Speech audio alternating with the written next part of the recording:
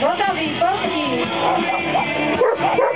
Slalom, jeszcze raz, slalom, dobrze.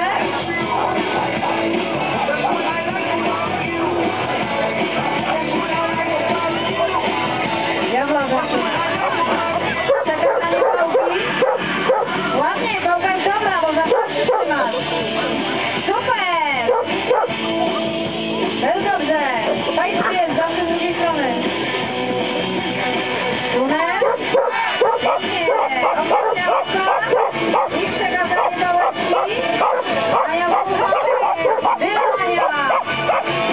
Wracamy do szkoły.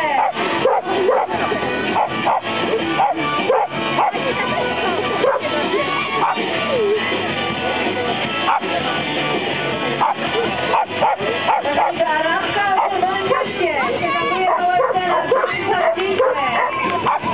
Jest. Tam kogoś do poprawiania szmaty przydałoby się postawić. Super. Jest za wstęp. Fajnie jest. Wołaj, wołaj sam. Baście, wołaj. Przyjdzie. Dobrze. I dalej. Jeszcze raz. Baście będzie łapał. Wołaj, wołaj. Super.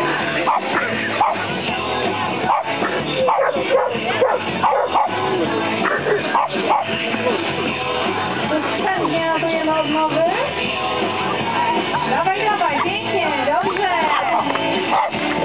Brawo.